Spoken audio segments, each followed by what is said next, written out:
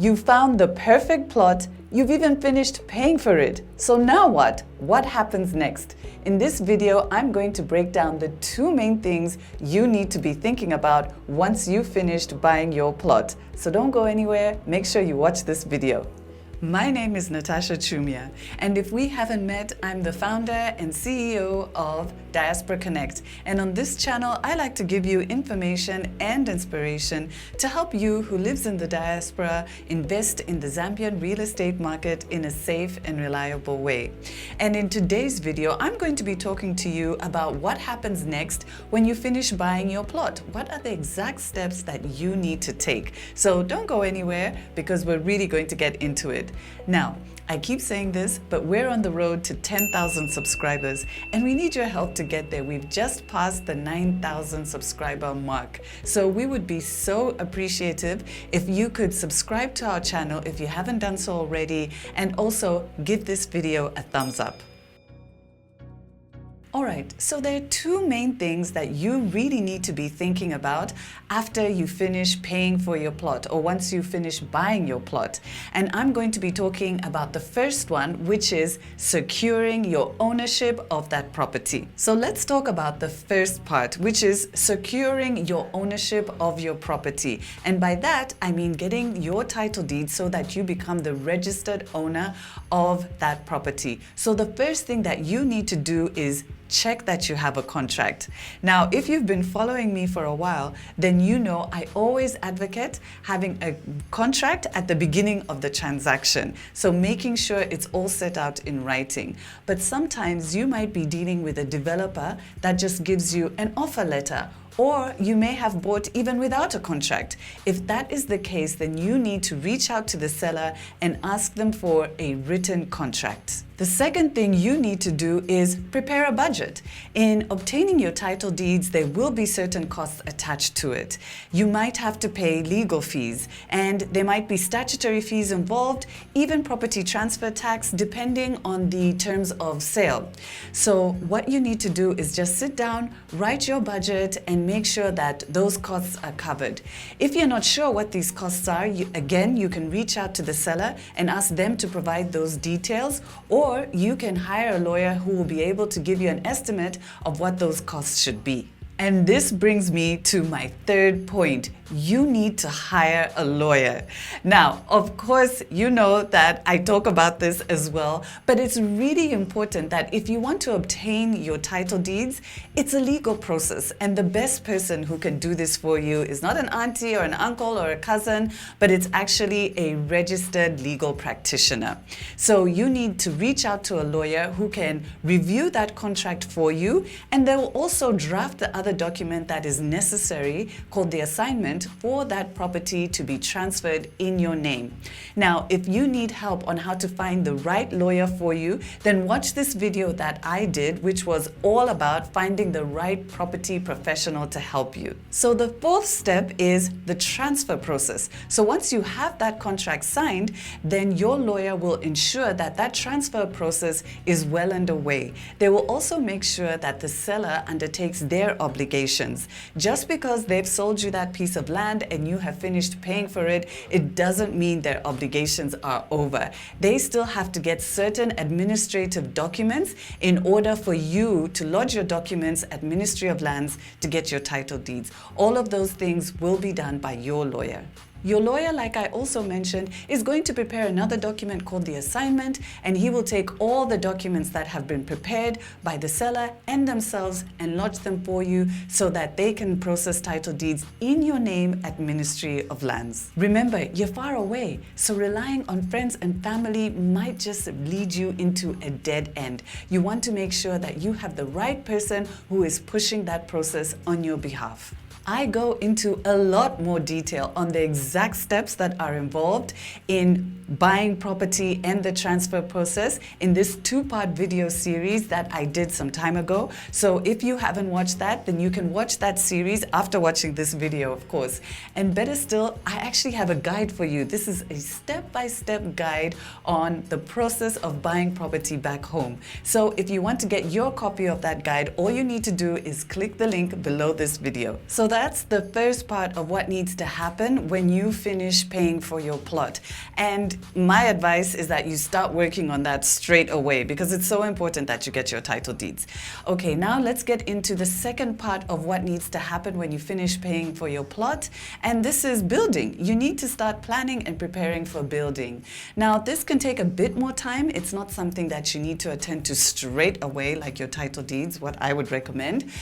But it's really good for you to start thinking about this process of how you're going to develop your plot. So first of all, when it comes to now this part 2 of what you should do, which is all about the building, first of all, think about what you want to build on your plot. Are you going to do a house? Are you going to do flats? What type of structure are you going to have on that property? It's really important that you are very clear about that. The next thing then you want to do is engage an architect. And I would strongly recommend that you arrange for them to go to your site.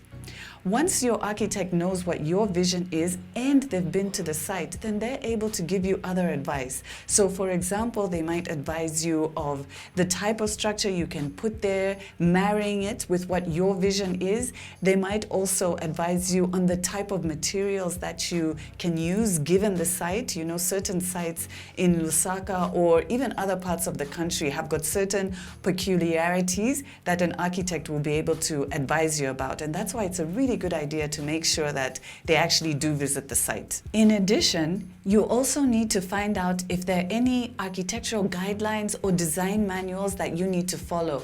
This is particularly true if you've bought into a gated estate. So many gated estates will have some form of guidelines that they want you to follow just to maintain the aesthetic and the value of properties in the estate. So your architect will be able to have a look at those guidelines and advise you in terms of your concept and the design of your structure.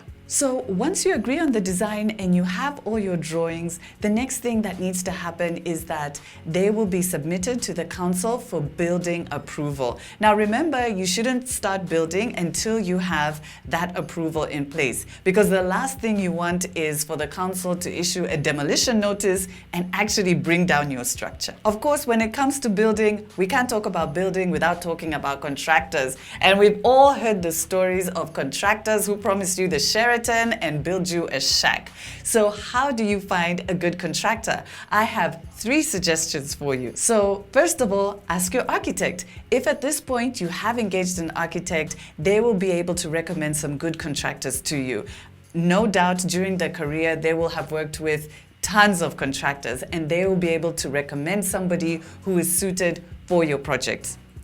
The second place that you can ask for recommendations is the seller. So the seller may have sold to a number of people, they may have used a contractor themselves, and they will also be able to provide you recommendations of who you can use for your project. If you're lucky, they might even have a range of contractors that you can use from, and that's always good to get different quotations and compare value, not cost, but compare value of different contractors. The next tip of how you can find a good contractor is especially for those who've bought in a gated estate. There are bound to be neighbors who have started building or who have even completed building and maybe have moved into their homes. So have a look around and see what others are doing. There's bound to be somebody who has done a really good job on those structures. Now, I know that for those of you who live away, it might not be possible, but this is where you can enlist the support of family and friends. Ask them to go around the estate and to take some pictures and videos of others who have built. And those that really strike your fancy or really stand out as doing a job that you like, then they can help you get in touch with that neighbor of yours, and you can ask them if they're willing to recommend their contractor to you. Just remember that the final choice of the contractor that you decide to go with is firmly up to you. We have a whole playlist on how to build back home. So if you want to go deeper into this topic, then please watch the videos that we have in that playlist. And of course, I've got your back. I've got a guide that we have prepared, which is the 8 stages of building back home. This high-level guide will give you a really good idea of what to expect when it comes to building. We'll also leave a link to that guide below this video. So those are the 2 main things that I really want you to think about once you finish buying your plot. The first thing is securing your title deeds, and that should be done straight away. The second thing you need to think about is how you're going to develop your plot. And that's something that you'll need to plan for. You need to find the right people to help you. And that is more of a medium to long-term project. But that first one, make sure that you deal with it. All right, so let me know in the comments what has been your key takeaway from this video. I'd really love to hear from you. So if you found that video useful, then please give it a thumbs up and share it with just one other Zambian in your community who you know is interested in property issues back home. Don't forget, we're on the road to those 10,000 subscribers. So if you're new to this channel, or maybe you watch the videos that we put out, but you haven't yet subscribed, then please hit the subscribe button. And don't forget as well to hit the notification button so you don't miss any of our videos. And as always, we love to chat and connect with you on social media. So you can always chat with us there. We love to connect with you there as well. Otherwise, it's bye for now. In this video, I'm going to outline the 2 main things you need to finish. Sorry, let's start again. You found the perfect plot. I think it's hunger now. Okay. And that the seller fulfills their obligations. So the seller will have to get, especially for those of you who have bought in a gated estate, go around and look what